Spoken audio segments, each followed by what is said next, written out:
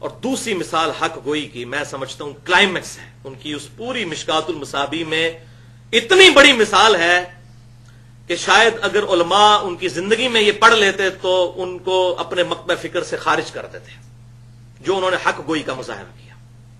بہت بڑی مثال. اور وہ مشکات کی انٹرنیشنل نمبر کے مطابق 6101 نمبر حدیث ہے فضائل علی والے چیپٹر میں. مسند امام احمد کے حوالے سے مشکات میں لے کر آیا امام ولی الدین تبریزی رحمت اللہ علیہ کہ آپ صلی اللہ علیہ وسلم نے ارشاد فرمایا، جس نے علی کو گالی دی اس نے مجھے گالی دی. اچھا، اس حدیث پر شیخ زبیر علی زئی صاحب نے حکم لگایا فٹ نوٹ پہ کہ یہ حدیث ضعیف ہے کیونکہ اس میں ابو اسحاق مدلس ہیں اور ان سے روایت کر رہے ہیں، اور صحیح مسلم کے مقدمے میں یہ پیٹ رول ہے کہ مدلس کی ان والی روایت سما کی تصریح کے بغیر ضعیف تصور کی جاتی ہے. لیکن پھر رگ پھڑکی جناب حق گوئی کی، یہ کوئی بندہ کام نہیں کر سکتا. لوگ تو ڈردے نے پائی جی گاٹا ہی نہ فٹ ہو جائے حدیث. پھر ساتھ لکھا لیکن مسند ابی یعلا میں انٹرنیشنل نمبر کے مطابق 7013 نمبر حدیث ہے موقوفاً ام المؤمنین سیدہ ام سلمہ رضی اللہ تعالی عنہا جو کہ 62 ہجری میں فوت ہوئی ان سے.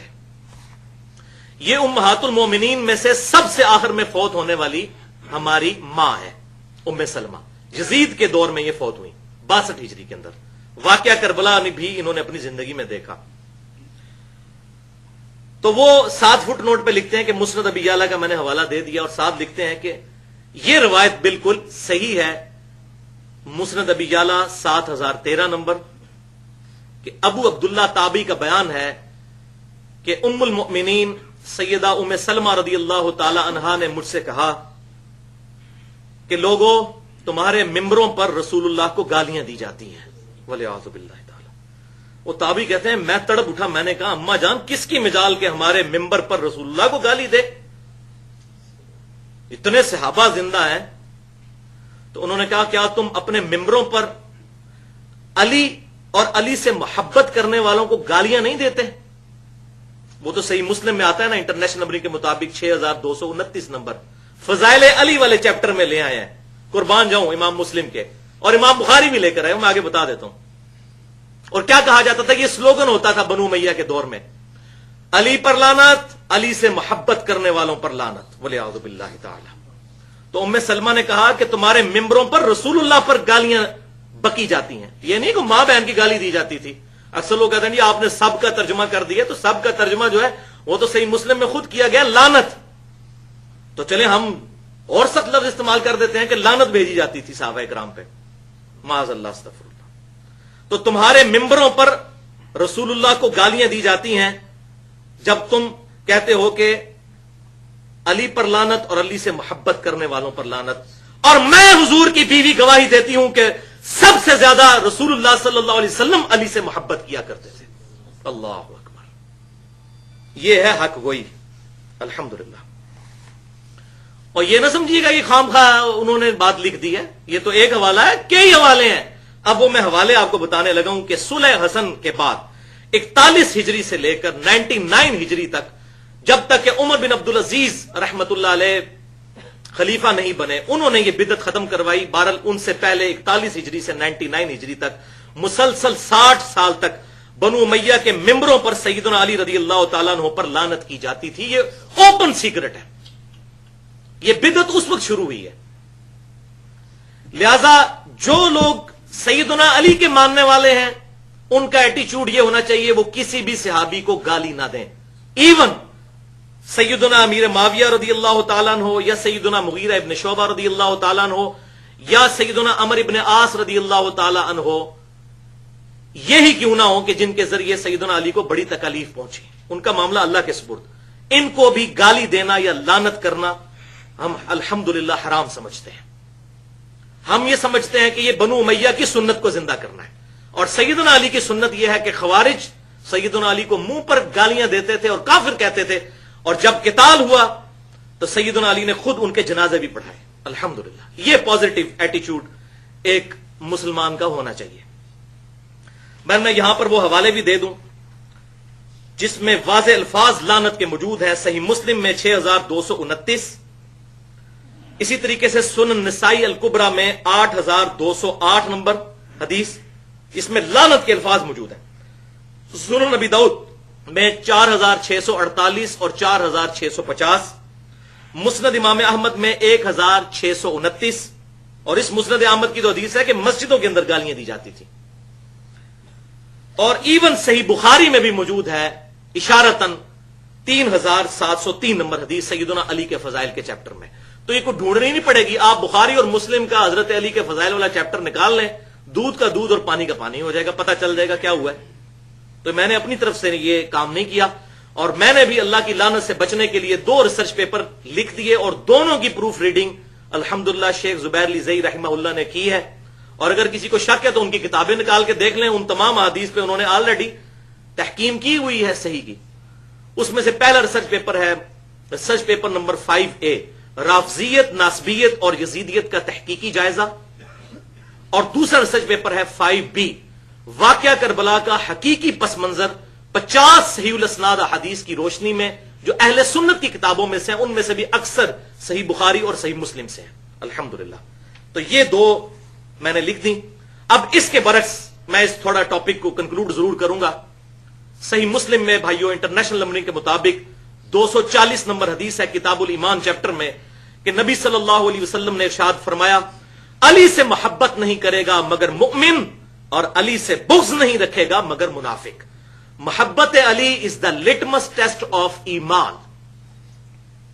سیدنا علی کی محبت کرائٹیریا ہے ایمان کو جج کرنے کا الحمدللہ.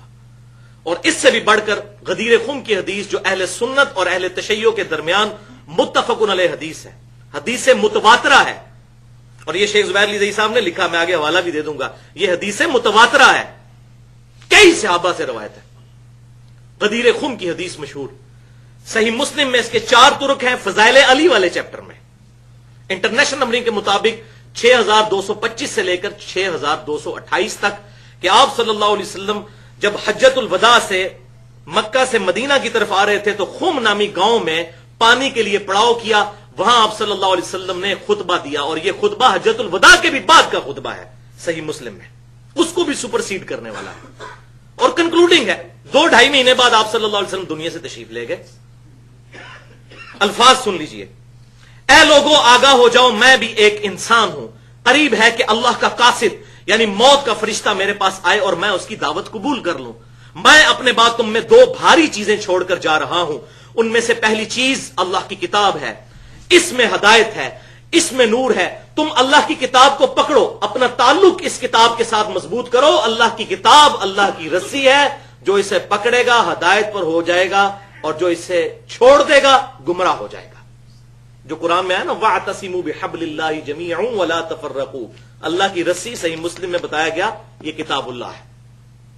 اور پھر زید ابن ارقم کہتے ہیں آپ صلی اللہ علیہ وسلم ہمیں ترغیب دلاتے رہے اللہ کی کتاب، اللہ کی کتاب، اللہ کی کتاب. اور پھر فرمایا کہ دوسری بھاری چیز میرے اہل بیت ہیں، میں اپنے اہل بیت کے معاملے میں تمہیں اللہ سے ڈراتا ہوں، میں اپنے اہل بیت کے معاملے میں تمہیں اللہ سے ڈراتا ہوں. یعنی میرے بعد ان کے ساتھ حسن سلوک کرنا، کیونکہ آپ صلی اللہ علیہ وسلم کو بتا دیا گیا تھا کہ آپ کی امت آپ کے اہل بیت کے ساتھ ظلم کرے گی آپ کے بعد. اب وہ علیحدہ سے ٹاپک ہے، وہ اسی ریسرچ پیپر کو پڑھنے کے بعد کلیئر ہو جائے گا، آج ٹاپک نہیں ہے. بہرحال صحیح مسلم میں تو یہاں تک حدیث ہے، باقی کتابوں میں حدیث آگے چلتی ہے صحیح سند کے ساتھ. اس میں جامعہ ترمذی میں انٹرنیشنل نمبر ہے 3713، مسند امام احمد میں 19321، اور امام ابن ابی عاصم کی کتاب ہے السنہ، اس میں 1158 نمبر حدیث. ان تینوں کتابوں میں یہ حدیث آگے بھی چلتی ہے کہ پھر آپ صلی اللہ علیہ وسلم نے سیدنا علی کا ہاتھ پکڑا اور صحابہ کے سامنے یوں بلند کیا، اور پھر آپ صلی اللہ علیہ وسلم نے سورۃ الاحزاب کی آیت تلاوت کی، بسم اللہ الرحمن الرحیم، النبی اولا بالمؤمنین من انفسہم وازواجہ امہاتہم. یہ نبی صلی اللہ علیہ وسلم مومنین کی جانوں سے بھی زیادہ ان پر حق رکھتے ہیں، اور نبی کی بیویاں امت کی مائیں ہیں الحمدللہ. اور پھر آپ نے یہ آیت پڑھ کر کہا کہ کیا تم اللہ اور اس کے رسول کو سب سے بڑھ کر محبوب سمجھتے ہو؟ سب نے کہا بلا یا رسول اللہ، کیوں نہیں یا رسول اللہ صلی اللہ علیہ وسلم. پھر آپ نے سیدنا علی کا ہاتھ یوں بلند کیا پکڑ کے اور فرمایا من کنت مولاہ فہذا علی مولاہ. تو جو کوئی پھر مجھ سے دلی محبت رکھتا ہے تو اسے چاہیے کہ وہ علی سے بھی محبت رکھے. یہ اس سے بھی اگلی بات. اور پھر آپ صلی اللہ علیہ وسلم نے وہیں اسی حالت میں کہا اے اللہ جو علی سے محبت رکھے تو اس سے محبت رکھ، اور جو علی سے دشمنی رکھے تو اس سے دشمنی رکھ. وَلِعَاذُ بِاللَّهِ تَعَالَى. یہ غدیر خم کی پوری حدیث میں نے الحمدللہ بیان کر دی.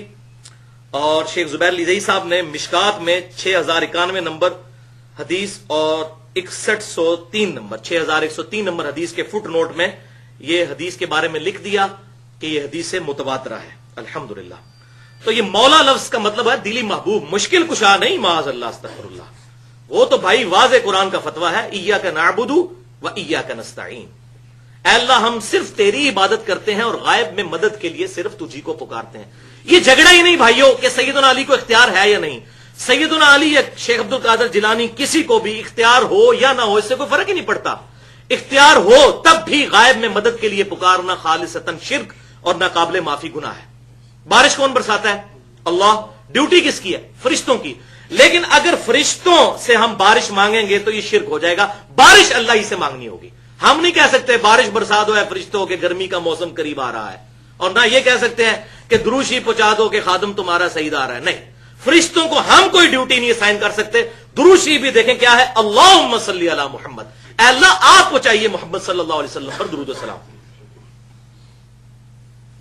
تو مولا کا مطلب ہے دلی محبوب. بلکہ اس سے بھی خطرناک لفظ تو مولانا ہے جو اپنے مولویوں کے لیے ہم استعمال کرتے ہیں. مولانا انت مولانا فانصرنا علی القوم الکافرین. یہ تو پھر بھی خالی مولا ہے بیچارہ، یہ تو ٹنڈا سا لفظ ہے، چھوٹا سا لفظ ہے. مولانا تو بہت بڑا لفظ ہے. تو وہ جب علماء کو کہہ رہے ہوتے ہیں کیا مشکل کشا کہہ رہے ہوتے ہیں؟ دلی محبوب. اور سورہ تحریم کی آیت نمبر 4 کے اندر اللہ تعالیٰ نے فرما دیا کہ نبی صلی اللہ علیہ وسلم کا مولا ہے. مولا کا لفظ ہے اللہ، جبریل، اس کے فرشتے اور تمام ایمان والے نبی صلی اللہ علیہ وسلم کے مولا ہیں. اور نبی صلی اللہ علیہ وسلم ان کے مولا ہے، دلی محبوب ہے. اور وہ غدیر خم پہ الفاظ ہی آپ دیکھ لینا، النبی اولا بالمؤمنین من انفسہم. نبی صلی اللہ علیہ وسلم مومنین کی جانوں سے بھی زیادہ ان پر حق رکھتے ہیں، اور نبی کی بیویاں امت کی مائیں ہیں. یہ سوال آگے جی، یہ ذرا علمی سوال ہے. سوال نمبر 1 ہے، ہم چند تعلیم یافتہ نوجوان کئی ماہ تحقیق کرنے کے بعد 28 مئی 2008 کو آپ کے پاس حضروں آئے اور الحمدللہ بریلویت کو چھوڑ کر کتاب و سنت کا راستہ سلف کے منہج پر اختیار کیا. یہ لمحہ جو ہے نا کتاب و سنت کا راستہ سلف کے منہج پر، اس کا مختصر اہل حدیث بن گئے. مگر کچھ ہی عرصے میں یہ انتہائی تلخ حقیقت آشکار ہوئی کہ اہل حدیث حضرات کی اکثریت ہی ناسبیت اور یزیدیت کے مرض میں بری طرح مبتلا ہے.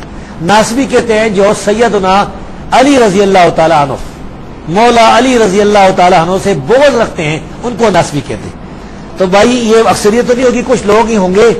ہم جو ہیں ہم تو اس ناسبیت سے بری ہیں. اور یزیدیت سے مراد ممکن ہے ان کی یہ ہوگی کہ یزید کو امیر المومنین کہتے ہیں، رضی اللہ عنہ وغیرہ، اس کا دفاع کرتے ہیں. جبکہ صحیح مسلم کی حدیث میں نبی صلی اللہ علیہ وسلم نے سیدنا مولا علی جو ہے نا، یہ حدیث سے ثابت ہے، لیکن مولا کا مدد یار ہوتا ہے، پیارا یار. اس سے مطلب مشکل کشا نہیں ہوتا، حاجت روا نہیں ہوتا، یہ یاد رکھیں. مولا کہتے ہیں جگری یار کو، جو رسول اللہ صلی اللہ علیہ وسلم سے محبت کرتا ہے، علی سے ہی محبت کرتا ہے، کی محبت کو ایمان کی نشانی قرار دیا ہے. ہم کہتے ہیں بالکل جی، سارے اہل حدیث علی رضی اللہ تعالیٰ سے محبت رکھتے ہیں سوائے ان کے جو ناسبی ہیں. تو بھائی ناسبیوں سے ہم بری ہیں، ناسبی غلط ہے. اہل حدیث کے حق پر ہونے کے باوجود اس مرض کی وجہ اور علاج تجویز ہوا ہے. اس کا علاج آسان ہے، ناسبیوں کا رد کریں، سیدنا علی رضی اللہ تعالیٰ عنہ کے فضائل بیان کریں، سیدنا حسین رضی اللہ تعالیٰ عنہ، اور جو ناسمجھ ہے نا ان کی اصلاح بھی کریں. یزید کے بارے میں بھی جو ہمارے بھائی کہتے ہیں نا جنتی تھا، وہ پہلے لشکر میں تھا، یہ جھوٹی بات ہے، اس کا کوئی ثبوت نہیں ہے. پہلے لشکر میں یزید کا ہونا ثابت نہیں ہے، یہ غلطی لا گئی بعد میں 8ویں صدی میں. حافظ ابن تیمیہ، حافظ ابن کثیر، یہ مختلف شارحین حدیث وہ یہ کہنے لگے کہ وہ پہلے لشکر میں تھا. پہلے لشکر میں یزید کا ہونا ثابت ہی نہیں ہے، بالکل آخری لشکر میں وہ تھا. تو بہرحال اس کا معاملہ اللہ کے سپرد ہے۔ اہل حدیث علماء جو ہیں محدثین وہ یزید کو اچھا نہیں سمجھتے تھے۔ امام احمد بن حنبل رحمۃ اللہ علیہ نے جرح کی ہے، وہ فرماتے ہیں وہ اس کا مستحق ہی نہیں کہ اس سے حدیث بیان کی جائے۔ اور ہماری اسماء و رجال کتابوں میں تقریب و تہذیب، تہذیب و تہذیب، میزان الاعتدال، لسان المیزان، سب کتابوں میں یزید پر جرح موجود ہے۔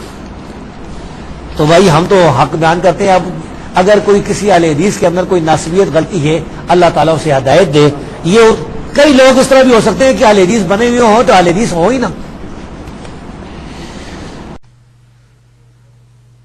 برحال یہ ایشو میں نے کلیئر کر دیا۔ باقی جسے شوق ہو تو میرے 7 لیکچر ahlsunnatpak.com پر کربلا اور اس سے ریلیٹڈ ایشوز پہ رکھے ہوئے ہیں، جس کو شوق ہو تو وہ دیکھ سکتا ہے۔ پوری پلے لسٹ موجود ہے الحمدللہ اس حوالے سے۔